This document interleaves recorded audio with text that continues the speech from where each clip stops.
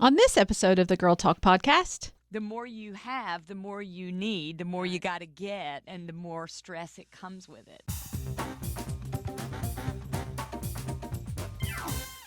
Hello there. You're listening to the Girl Talk podcast. My name is Carol. I'm Kelly. I'm Tricia. And we're so glad you're here today. I want to talk today not so much about, because I think we all know there are all sorts of addictions. And if shopping is one of your addictions, that's just as real as anything else can be. Yeah. But I want us to talk about how to live simply. What do you think it means when people say, why are you giggling already? When people say, I'm just want to live simply. Oh, I picture myself living on a farm somewhere in like this little tiny house. With a moo cow? With a moo, yes, with a moo cow. I don't know that I'd call it a moo cow, but yes. And like growing my own food and living off the, living off the grid and having a compost pile and just not having a whole lot of stuff. But I know that that's not simply. That's actually very complicated. It's complicated to live that way. Got a lot of that's cows to milk. That's still what I picture in my mind when I think about. It's a tiny home on a farm. Tiny home in the middle of nowhere. I miss the tiny home part. It On would a be creek. a tiny home? It'd be a tiny home. Okay. What about Simply because I TK? wouldn't have any place to put stuff, so I wouldn't accumulate things. You know. Okay. Where'd you put all your books? Yeah, you need some I'd have to get rid of bookshelves. them. No, we're not getting rid of the books. So I'd give them to you, Carol. Thank you. You're welcome. this is good.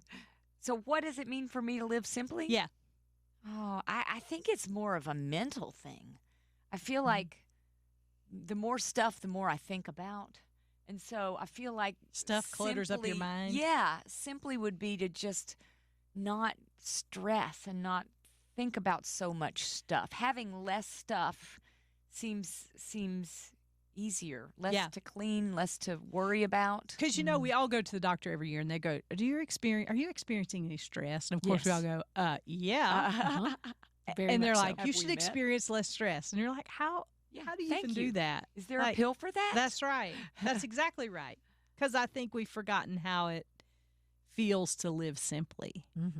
I was talking with a friend of mine, and I am ashamed to admit this, but the other day I got home, and I had some vacation time back in the holidays, and I got home, and she was like, what are you doing? And I said, I'm simply trying to get my mind to slow down. And I know that sounded like the dumbest thing ever, but I just felt like my head was buzzing. Yeah. I mean, I just felt like I was just I don't know what was wrong with me. I couldn't think about anything. It was just like I was on the hamster wheel, just going round and round Mental and round and treadmill. round. Yeah. Yes. And I could not stop. Yes. And I struggle with that for most of the day that day, I have to admit, because I'm not used to, I've been trying so hard to build that into my life, but I'm not good at it yet. And it takes me a while to kind of come off the adrenaline rush of what is daily life. How do you do it? How do you even do it? Because I am constantly on this mental I'm treadmill. going to tell you what. I want to tell you what has helped me. Uh-huh. I put my cell phone in another room. Yes. Yeah, that's helpful. Yeah, I put say it in that another and I room. grab it. But Yeah. yes. I put it in another Okay. room, and I put if you have a watch, put it on Do Not Disturb. That's why they're there. Make sure you know where all your people are. Check with them. Say, hey, I'm checking out for the next hour. And I guess it was maybe almost a year ago, I told you all this, that I was trying to build more solitude into my life. And that's laughable for me because I love people. But the older I've gotten, the more I've realized I need some time to recharge, right? Yeah. But I'm a people person. I like to have fun and groups of people. But I made the concerted effort. And I was reading this book, and it basically said start out with 5 minutes. Just do 5 minutes is all you need to do. Of just being by yourself? Being by yourself, being quiet, Quiet. being still, not listening to music, just the silence. And I was like, 5 minutes? and not sleeping. Well, here's the Oh. thing. Here's the thing, though. So in this book, it said don't judge yourself if you go to sleep. Because if you do go to sleep, that means your body needs rest. Oh. Yeah. So they said 5 minutes, and I was like, 5 minutes? That's nothing. The competitor in me is like, I'm going to do 15 minutes. Well, I think the dog threw up. I think the phone ended up ringing, and I think the car alarm went. I mean, it's like everything. Like yeah. like what in the world? Yeah. And I got frustrated and I quit. And then 2 or 3 days later, I came back to it, and I was like, okay, I'm not going to try 15 minutes. I'm going to try 5 minutes. It was and I just practiced some good deep breathing, took some deep breaths. And I was like, after 5 minutes, I was like, could I please have 5 more? And that was what started my journey, because I realized that I live my life on dopamine and adrenaline and whatever's going to give me the next boost of energy and encouragement and whatever it is that I need. And I have a hard time being still and knowing that He is God. Yeah. The being still part, I'm terrible at. I mean, I've still not. I would love to tell you that I've made it a regular practice in my life, but I haven't. But I do it more now than I have in the past. And that's progress, so we're going to count that. Yeah. That's really good. I'm actually going to try to do that. Yeah. I really think I need to do that. One of the problems with constantly working on adrenaline and constantly seeking stimulus from our phones and stuff like that is that we have no idea how to pay attention to our body's cues. And that can be fatigue, like you mentioned. It can be hunger. One of the reasons we overeat is because we're not listening to whether we're hungry or not. We just eat because we want to do something. Stuff something down. But listening to your body's cues, that's been really important for me, to wait until I'm hungry. But I don't know that I'm hungry if I'm constantly doing things. Or wait or sleep when you need to sleep. But I can't do that because I'm constantly doing something. So really stopping so that you can pay attention just on a physical level to your body's cues is an art that we have lost in our culture. Yeah.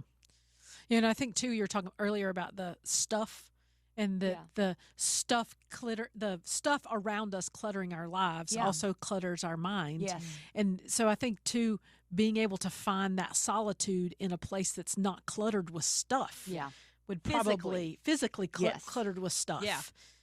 Yeah, they say if you're feeling overwhelmed in your bedroom or your office or whatever, you got to clean.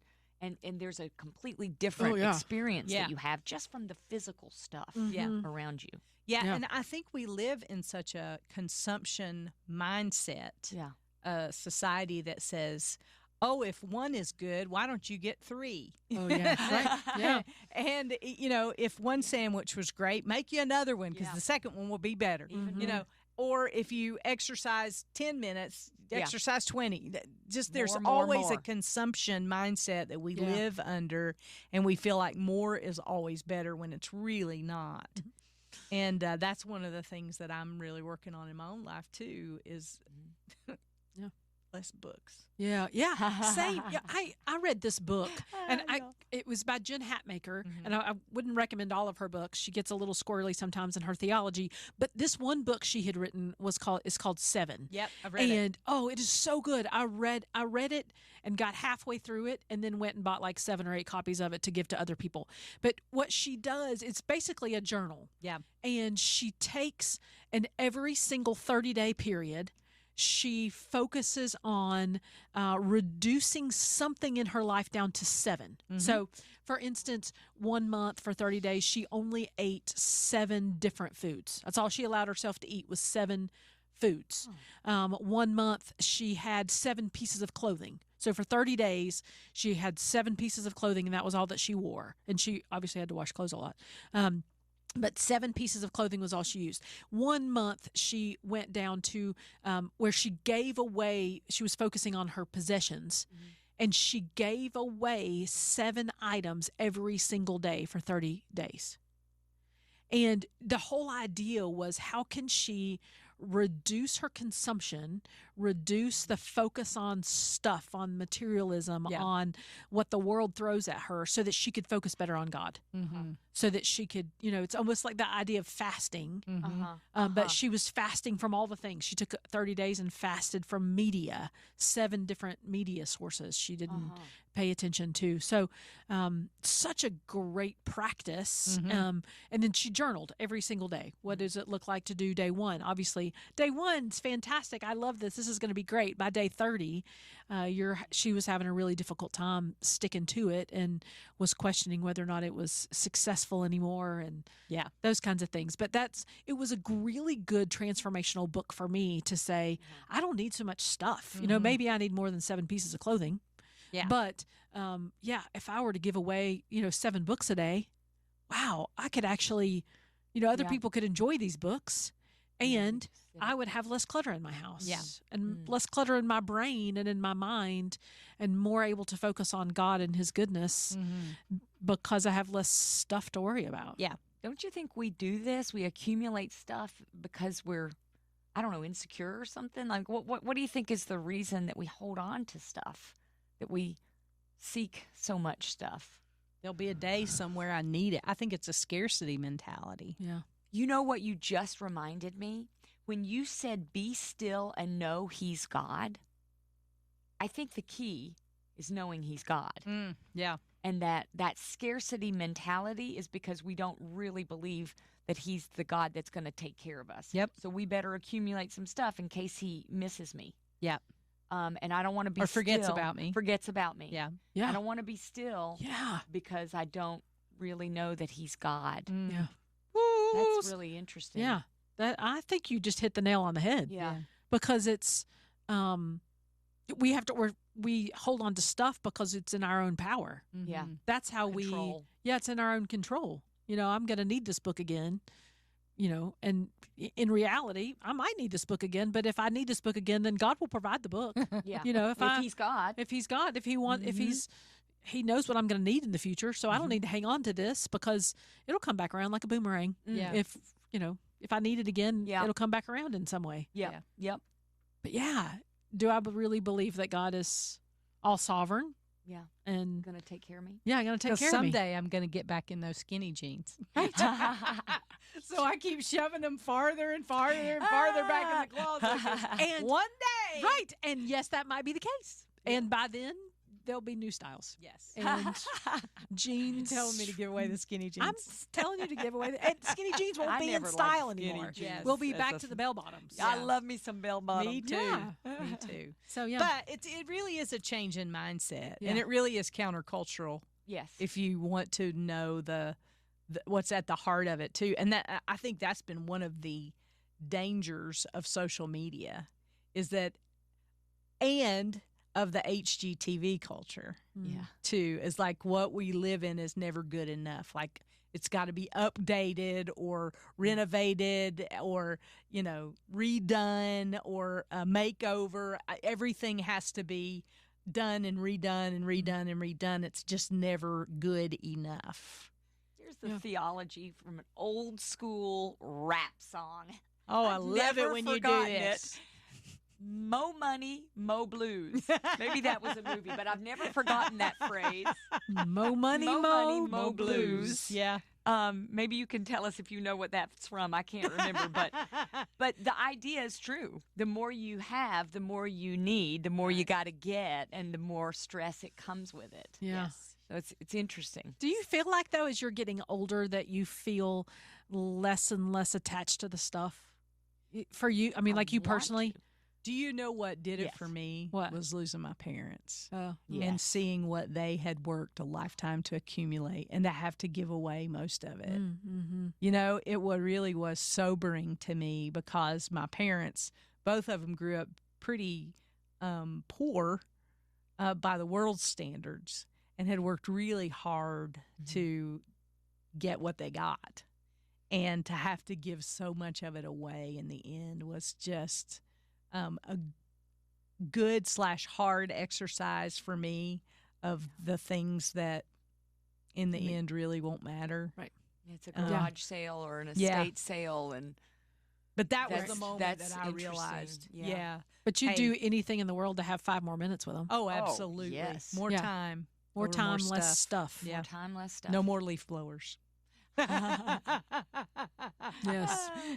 So hammers, screwdrivers, shovels. None of those things. So how do we, here in the beginning of a new year, how do we kind of point our lives in the direction of simpler and and less cluttered and less everything. Just start giving it away. Yeah. Go right now to your house and find 7 things and give them away to somebody else. Just It's a good challenge. I mean, actually. it really challenge, is. right? Yeah. I love it. We I mean, can I love keep each the other idea. honest on that. Yeah. Just don't bring them What to do you me. Okay. I'm bringing you 7 bucks And there'll be boxes upstairs.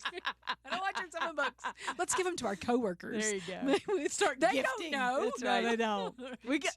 We'll see who listens to the podcast. Yes. Right. I see what you're doing. You're giving me your stuff. No, in the end, I think it's a stewardship thing. God wants us to be good stewards of the gifts that He's given us, and everything is a gift from Him. Even, what we earn at our jobs and what we accumulate in our houses, we are stewards. And so there probably is someone who we can help or bless with the things in our homes and the things that we really have too many of. Absolutely. Yeah. You know what came to my mind as y'all were talking about these great ideas is this doesn't seem like it makes sense, but somehow it makes sense to me, is to focus on thankfulness. I think instead of seeking more, let me be more thankful for what I have. Yeah. And that it's enough. And that it's enough. Yeah. So good. I was thinking about that with, we're still kind of in that Helene Yeah. recovery mode. We will be for a long time. Mhm. And people still need stuff. And, it was really Yeah. cold last night. Yeah. And Yeah. I thought about the fact that I have 2 sleeping bags underneath my house that I'm not using because I have a heated house. And I was like, there are people right now who don't have sleeping bags that they might need. They certainly don't have an extra one. And here I am with 2 that I'm not even using because they're underneath the house and I have a warm house. And it was really convicting to me this morning just to think about all the excess stuff that I have that I could be sharing with other people.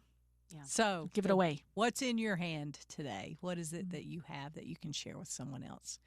God has challenged you through this podcast. We'd love to hear about it. You can email us at girltalk@thelightfm.org. Hey, and don't forget, the way that more people find out about the Girl Talk podcast is if you like this podcast and rate it, that just allows it to be more visible to more people. Not so that the Girl Talk podcast becomes more popular. We don't care about that. We care about more people hearing about Jesus because we know Jesus changes lives. And so if you want to help with the Girl Talk mission, that's the way to do it. And thank you for being here. We'll see you next time we gather around these microphones for the next Girl Talk podcast.